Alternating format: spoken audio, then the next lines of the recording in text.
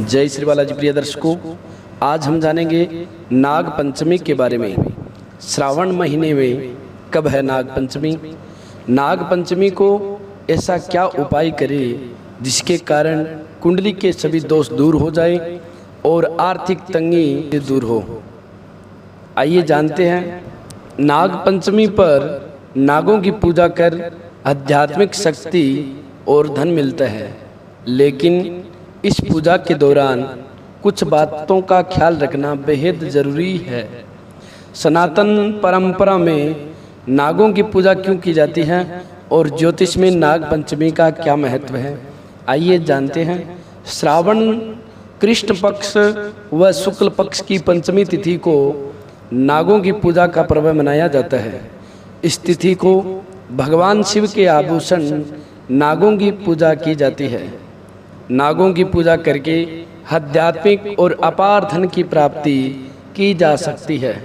अगर कुंडली में राहु केतु की स्थिति ठीक ना हो तो इस दिन विशेष पूजा का लाभ पाया जा सकता है। जिनकी कुंडली में विष कन्या या अश्वगंधा योग हो, ऐसे लोगों को भी इस दिन पूजा उपासना करनी चाहिए। जिनको सांप के सपने आते हो या सर्प से डर लगता हो तो ऐसे लोगों को इस दिन नागों की पूजा विशेष रूप से करना चाहिए। प्रिय दर्शकों, अब जानते हैं पूजा का सही तरीका क्या है। नाग पंचमी की पूजा करने से पहले यह जान ले कि नाग पंचमी पर सामान्य तरीके से पूजा उपासना कैसे की जाएगी। सुबह सुबह स्नान करके भगवान शंकर का स्मरण करें। नागों की पूजा शिव के अंश के रूप में और शिव के आभूषण के रूप में ही की जाती है, क्योंकि नागों का कोई अपना अस्तित्व नहीं है। अगर वो शिव के गले में नहीं होते तो उनका क्या होता।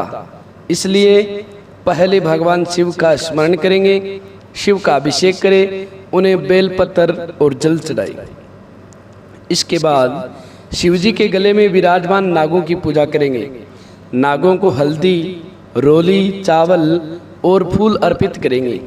इसके बाद चने, खील, बतासे और जरा सा कच्चा दूध प्रतीकात्मक रूप से अर्पित करेंगे। घर के मुख्य द्वार पर गोबर, गेरू या मिट्टी से सर्प की आकृति बनाए और इसकी पूजा करें। घर के मुख्य द्वार पर सर्प की आकृति बनाने से जहां अधिक लाभ होता है, वहीं घर पर आने वाली विपत्तियां भी टल जाती है। इसके बाद ओम कुरु कुले फट स्वाहा का जाप करते हुए घर में जल छिड़के। अगर आप नाग पंचमी के दिन आप सामान्य रूप से भी इस मंत्र का उच्चारण करते हैं तो आपको नागों का तो आशीर्वाद मिलेगा ही, साथ ही आपको भगवान शंकर का भी आशीष मिलेगा। बिना शिव जी की पूजा के कभी भी नागों की पूजा ना करें, क्योंकि शिव की पूजा करके नागों की पूजा करेंगे तो वो कभी अनियंत्रित नहीं होंगे। नागों की स्वतंत्र पूजा ना करें, उनकी पूजा शिव जी के आभूषण के रूप में ही करें। प्रिय दर्शकों, अब हम बताते हैं आपको कि भूलकर भी ना करें ये काम। जो लोग नागों की कृपा पाना चाहते हैं, उन्हें नाग पंचमी के दिन ना तो भूमि खोदनी चाहिए और ना ही साग काटना चाहिए। उपवास करने वाला मनुष्य उस दिन भूल से भी भूमि की खुदाई न करे। नाग पंचमी के दिन धरती पर हल न चलाए। देश के कई भागों में तो इस दिन सुई धागे से किसी तरह की सिलाई आदि भी नहीं की जाती।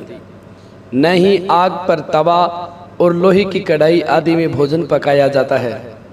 किसान लोग अपनी नई फसल का तब तक प्रयोग नहीं करते जब तक वह नए अनाज से बोम्बी पर रोटी का भोग न चढ़ा देवे। प्रिय दर्शकों, अगर राहु केतु से परेशान हो तो क्या करें?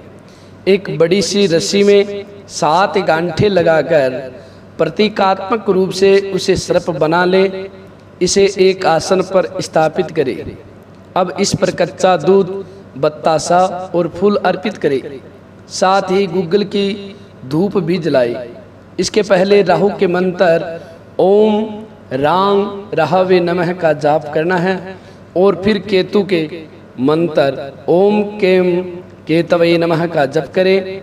जितनी बार राहु का मंत्र जप करेंगे उतनी ही बार केतु का मंत्र भी जपना है।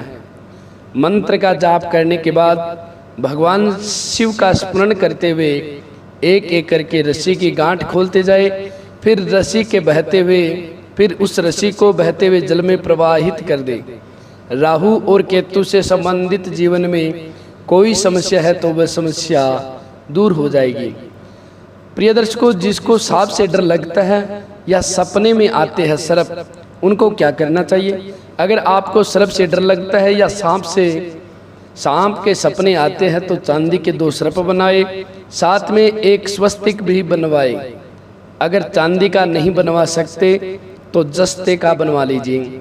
अब थाल में रखकर इन दोनों सांपों की पूजा कीजिए और एक दूसरे थाल में स्वस्तिक को रखकर उसकी अलग पूजा कीजिए।